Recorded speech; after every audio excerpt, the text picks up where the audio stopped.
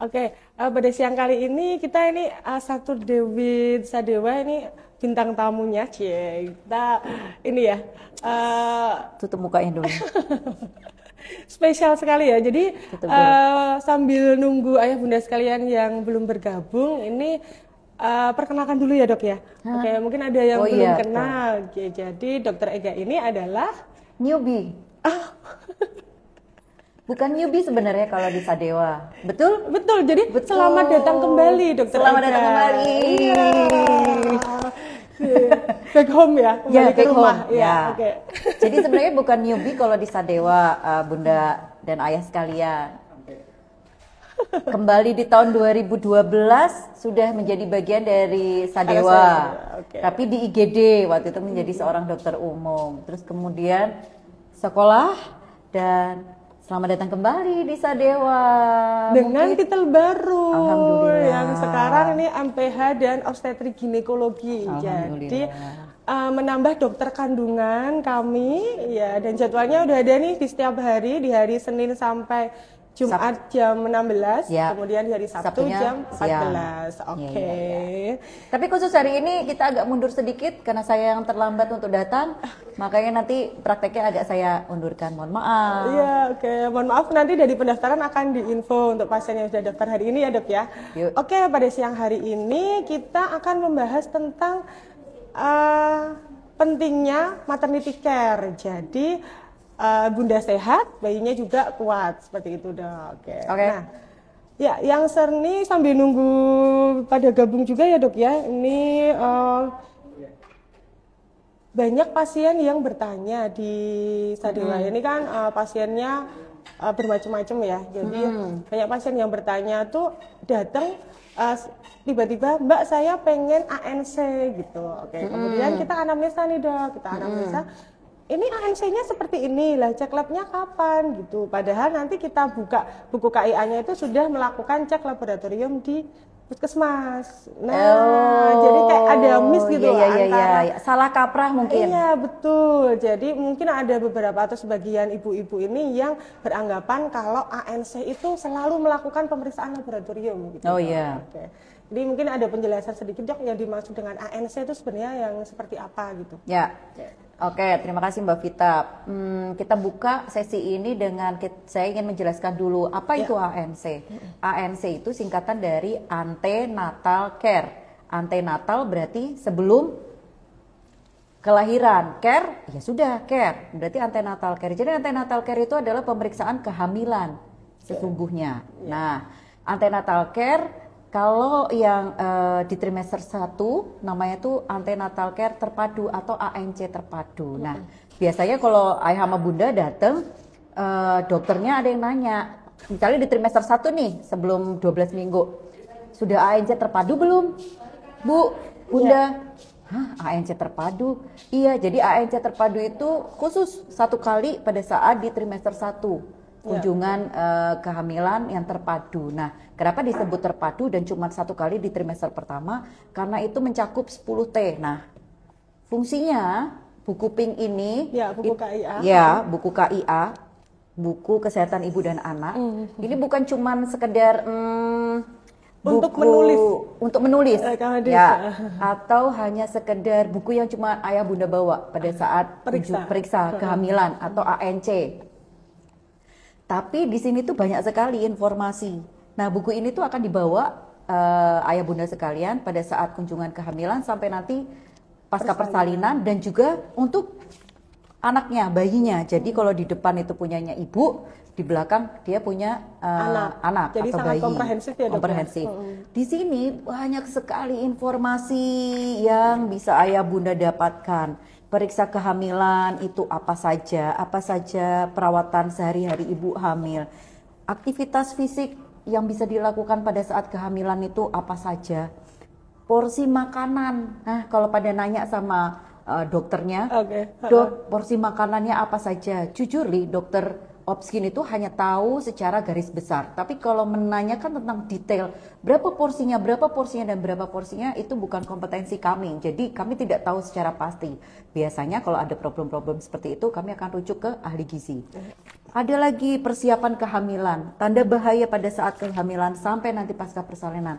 Maka ini ayah bunda baca bagus sekali. Kalau ayah bunda masih dapat versi yang lama, mungkin tidak sekomprehensif ini yang baru, tapi kalau sudah dapat yang baru, bagus. Nah, di sini yang namanya ANC itu pemeriksaannya ada di trimester pertama, kedua, 10T tadi ya, Dok? Ya, kedua dan ketiga. Yang pertama namanya terpadu. Terpadu itu ada 10 poin. Nih, kalau ayah bunda lihat di buku Pink Ayah Bunda itu udah ada 10 T-nya itu apa saja pemeriksaan kehamilan yang trimester pertama, yaitu adalah penimbangan berat badan dan ukur tinggi badan ibu. Jadi pada saat pertama kali datang nih masih trimester yang pertama sebelum 12 minggu, biasanya 8 mingguan, itu ANC terpadu diukur timbang berat badannya berapa sama tinggi badannya berapa. Fungsinya apa toh? Fungsinya apa Mbak? Untuk melihat IMT-nya. Kita mengukur indeks massa tubuh atau BMI kalau bahasa Inggrisnya. BMI-nya berapa kan diukur dari tinggi badan, berat badan. Kenapa itu penting? Karena target peningkatan berat badan ibu dengan yang IMT-nya itu normal, rendah, betul, overweight, obes grade 1 dan obes grade 2 itu berbeda. Iya. Jadi bukan seperti dulu lagi ya, mitosnya kan kalau dulu kalau ibu hamil itu harus naik minimal 10 kilo gitu, bukan lagi ya Dok ya? Bukan. Jadi IMT itu menentukan naik berat badannya tuh bolehnya berapa sih? Situ tuh ada di sini. Buku ini sangat bagus sekali. Bisa dilihat di bagian grafik peningkatan berat badan. Nih, kalau ibu-ibu IMT-nya pada saat awal itu kurang dari 18, maka naiknya cuma bisa sampai 18 kilo. Dan lain sebagainya. Kalau dia overweight lebih dari 30 IMT-nya, maka cuma bisa maksimal 9 kilo. Itu sangat penting sekali baseline IMT-nya. Terus yang selanjutnya setelah ukur tinggi badan dan berat badan, maka adalah ukur tekanan darah. Kenapa ukur tekanan darah penting? Kita harus tahu apakah screening. Kita mau melakukan screening apakah bunda memiliki tensi yang tinggi. Kalau dia memiliki tensi tinggi, maka kita harus lebih aware lagi. Nanti di 20 minggu, sebelum 20 minggu, kita di sini ada yang namanya screening resiko hipertensi, screening preeklamsia sebelum 20 minggu. Ada beberapa pertanyaan. Nanti kalau dia masuknya di 1 merah, dia udah resiko tinggi. Tapi kalau dia memiliki resiko sedang, 2 kolom kuning, maka dia memiliki resiko yang sedang. Itu yang pertama, tinggi yang kedua tekanan darah.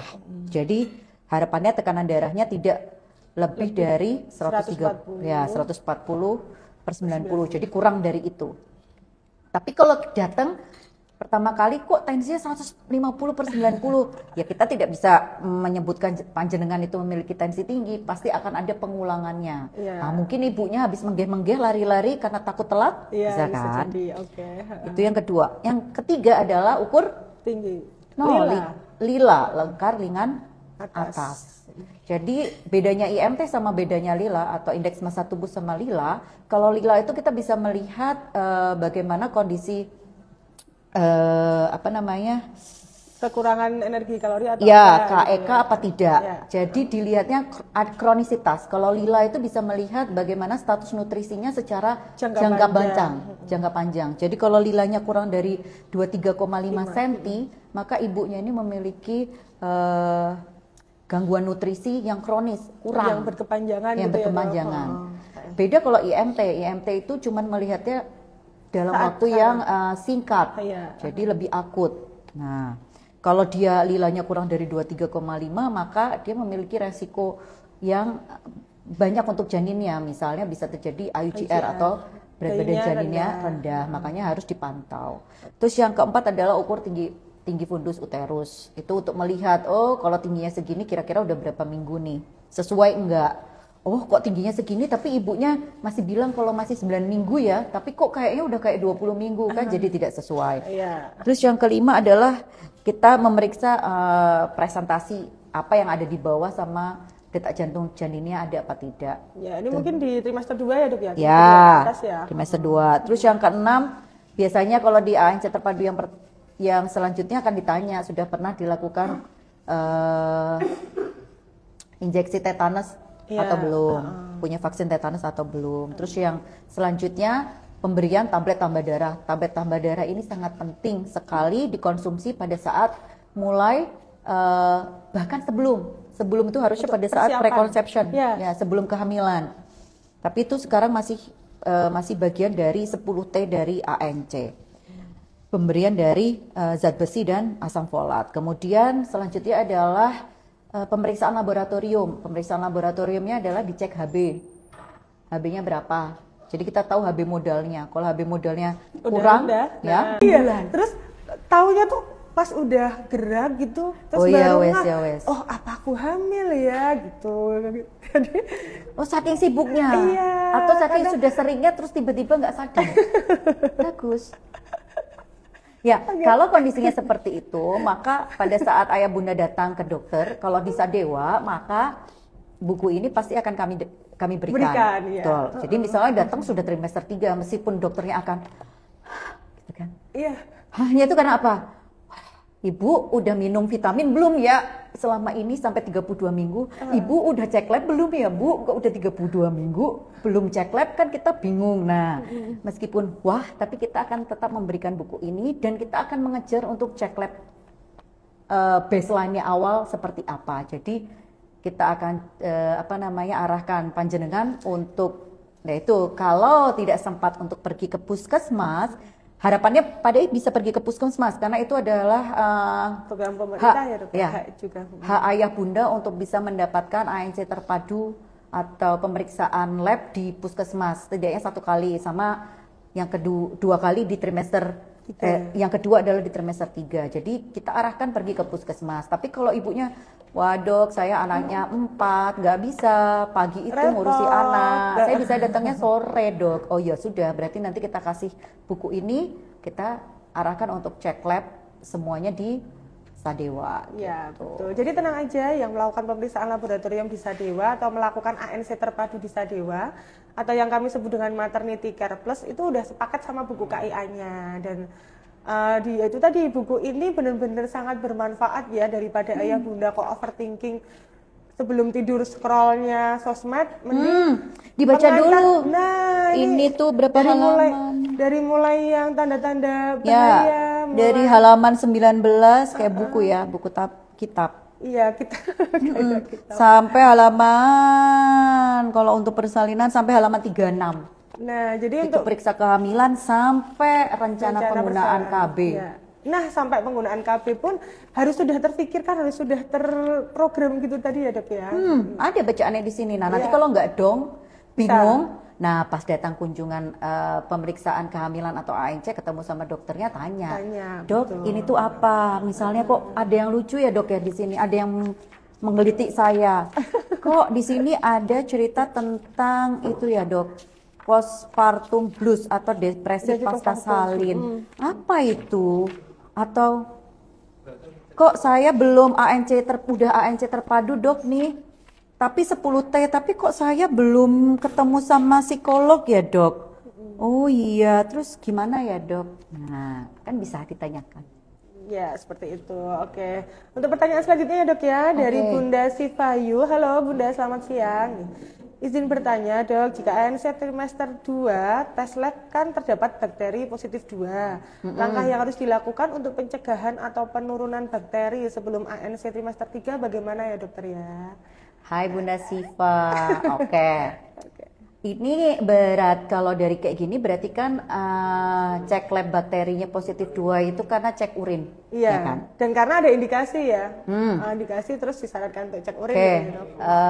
Pertama kita lihat dulu penyebab bakterinya positif 2 pada urin itu karena apa? Apakah Bunda ada keluhan seperti gangguan, seperti anyang-anyangan, pipis nggak tuntas, pipisnya sakit, atau ditambah lagi misalnya minumnya kurang, terus suka nahan pipis, ya. betul. Jadi dok, saya itu karena harus ngejar deadline, saya di depan komputer tak tahan-tahan. Nah itu kan salah satu faktor resiko infeksi saluran kencing.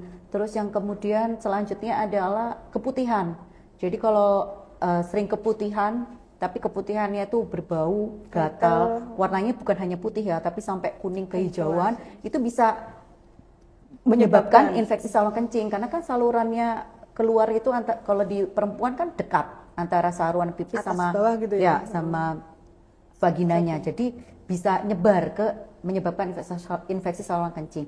Maka tahu dulu nih apa faktor resikonya sampai bakteri di dalam urinnya positif 2. Biasanya kalau bakterinya di positif 2, kita juga lihat angka leukositnya juga. Leukositnya bagaimana? Ada nitritnya apa tidak? Ataukah itu hanya kontaminasi? Jadi urin kan juga kotor ya? Iya, pas pertama nge-flash itu biasanya pas nampung gitu ya dok? Biasanya kan yang ditampung itu bukan yang pas pertama kali pipis, tapi midstream kan? Jadi udah pipis dulu di tengah-tengah baru dimasukin. Tapi kalau bunda sudah positif 2 dan memang dokternya menegakkan itu adalah infeksi saluran kencing, biasanya akan diberikan antibiotik yang aman buat ibu hamil. Terus kemudian disuruh minum yang banyak, terus hindari faktor-faktor resikonya tadi, diulang lagi lah setelah 1 minggu atau setelah maksimal 2 minggu pemberian antibiotik. Nah, pertanyaannya selanjutnya, langkah pencegahan atau penurunan bakteri. Ya tadi faktor resikonya berarti dihindari. Apalagi di trimester 3 rahimnya makin besar karena ya di depan rahim itu apa? Kandung kencing. Kandung kencingnya ayah bunda, rahimnya makin besar berarti kan makin kedesek tuh. Yang tadinya kandung kencing itu mampu menampung 500 cc, makin lama rahimnya besar dia cuma bisa menampung sedikit, terus rasanya udah ingin pipis lagi. Yang biasanya kita 400 cc baru kerasa pipis, mungkin bunda yang sudah trimester 3 atau bayinya gede kan, udah tambah kekencet 100-200 cc aja sudah pengen pipis. Nah itu bunda tahan, ya wes lah, infeksi saluran kencing lagi berulang. Maka pencegahannya adalah hindari yang seperti itu. Minum air putihnya banyak, jangan nahan pipis. Kalau cebok yang bersih, terus kalau ada keputihan maka kalau udah keputihannya berbau, gatal, warnanya bukan hanya putih ya, udah sampai hijau, kekuningan, langsung ke dokter biar diobatin. Ya, jadi gitu, semoga membantu menjawabnya. Ya oke, sambil menunggu dari pertanyaan bunda-bunda sekalian, kita selanjutnya membahas ini dok.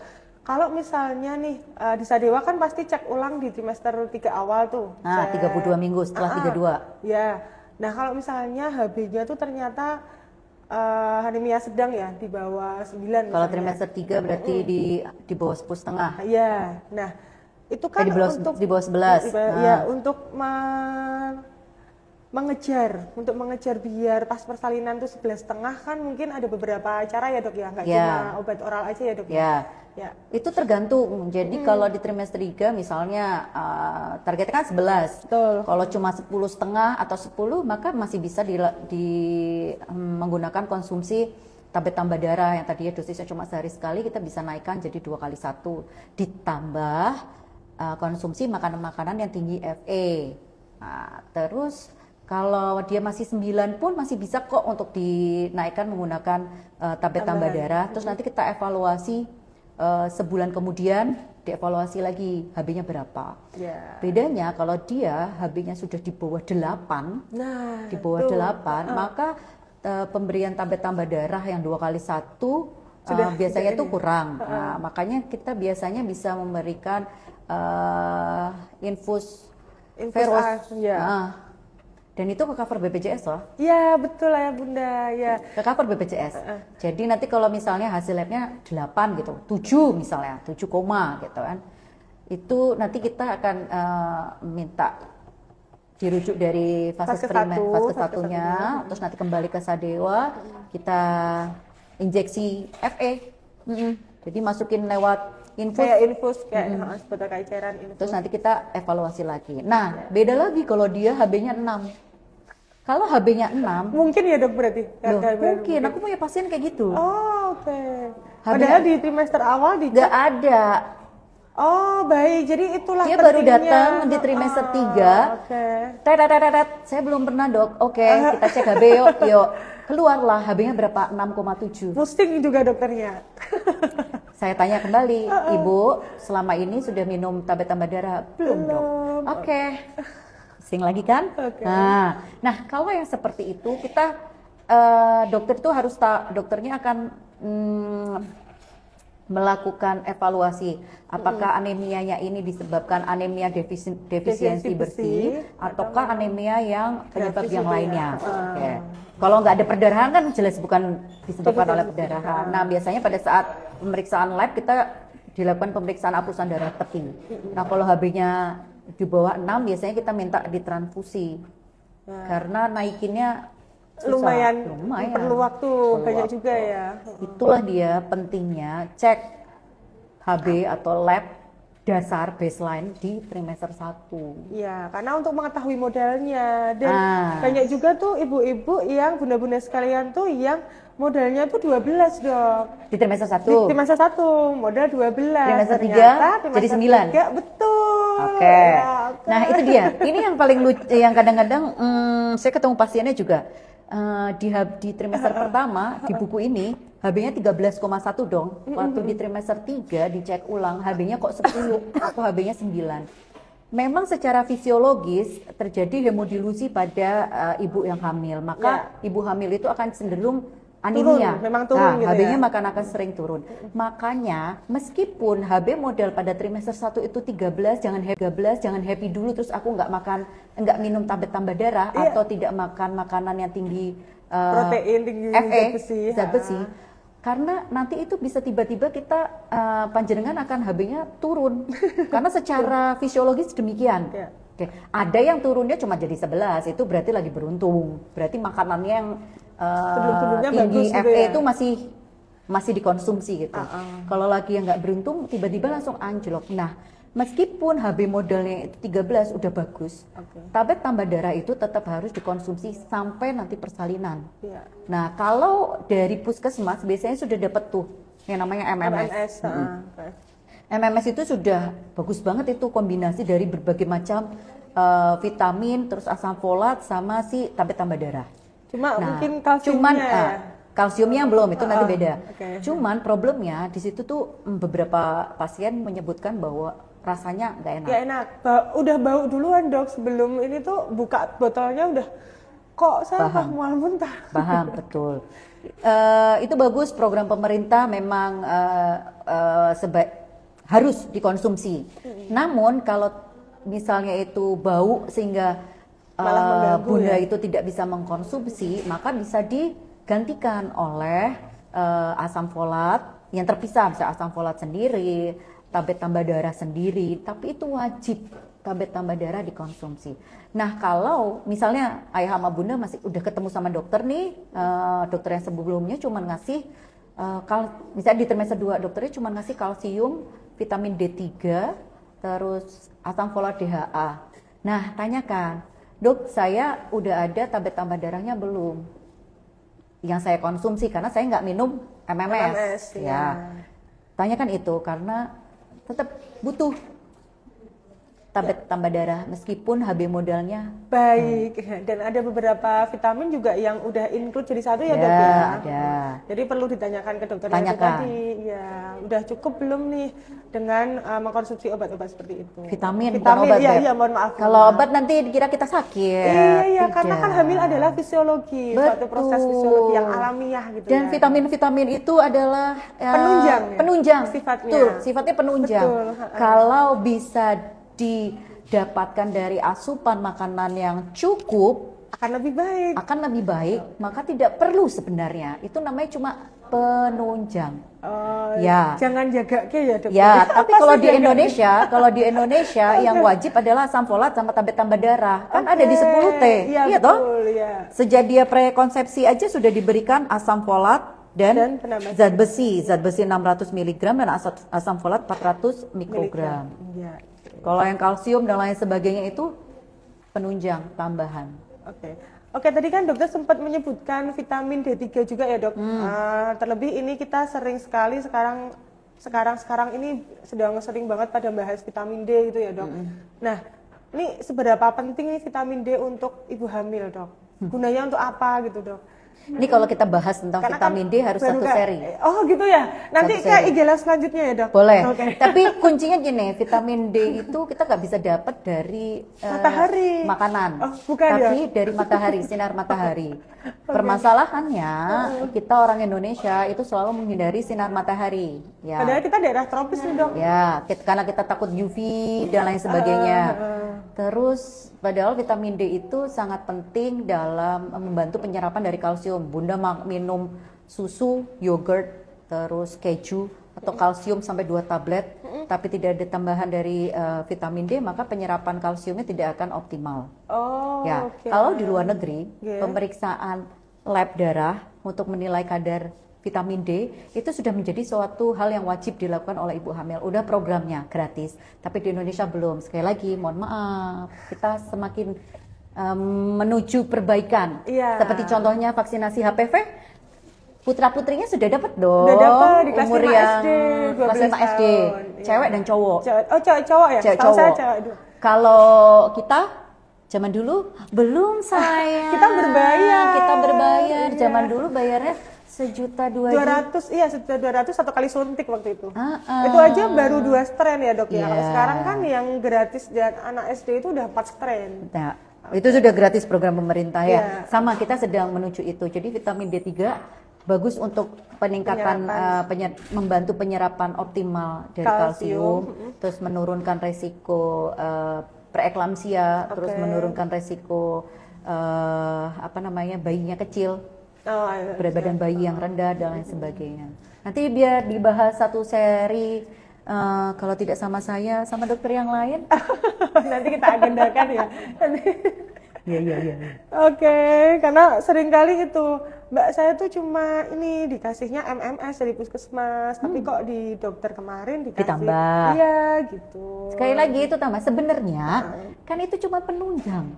Kalau kalau bunda bisa Dede bahasa Indonesianya apa? Berjemur. Berjemur. Tapi sebenarnya waktu yang tepat untuk berjemur Nah sendiri itu seperti apa? kalau Dok? setahu saya sih sebelum sampai jam 7:30 pagi. Nah, karena kan takut gosong itu tadi. loh, Dok. Bukan bebek, jam 6 kita sudah nganterin anak-anak sekolah. Oh iya, karena Sudah jam siap-siap macet. pergi ke kantor. Kalau yang PNS Gedubrak-gedubruknya ya lebih. nggak bisa.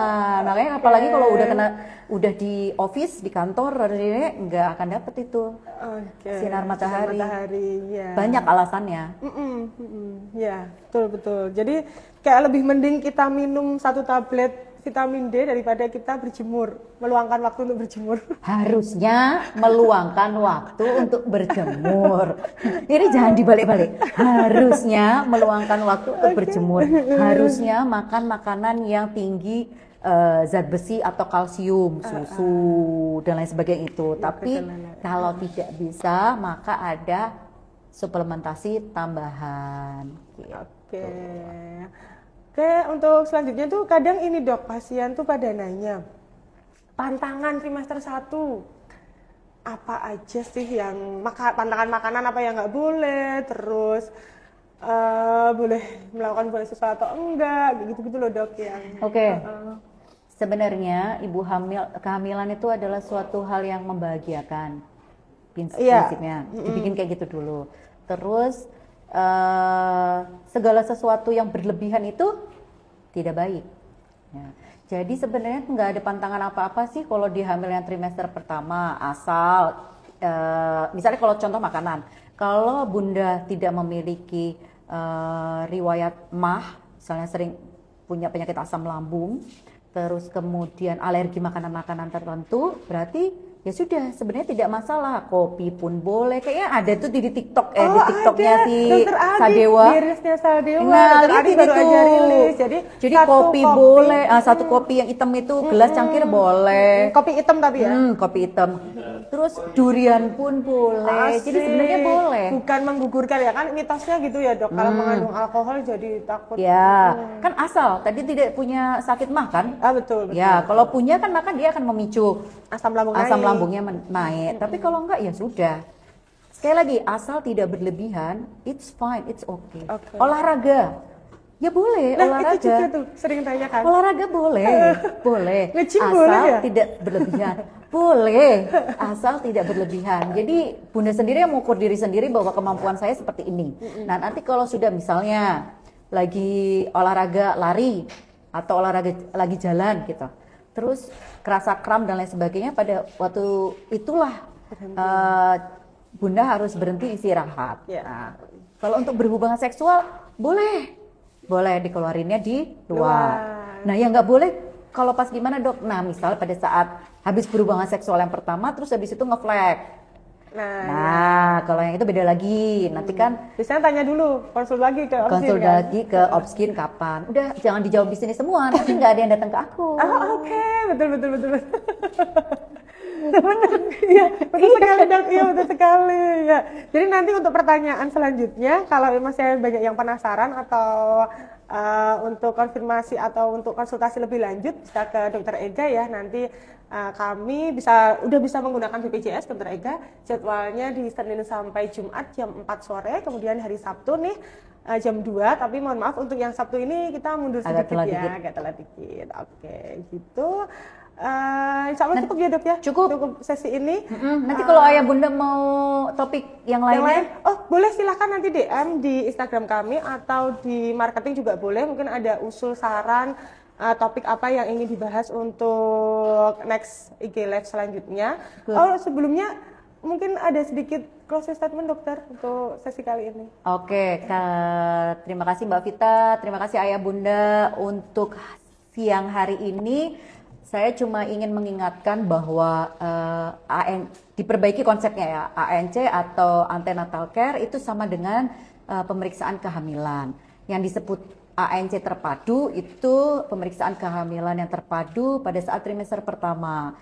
Itu hak bunda untuk mendapatkannya di puskesmas.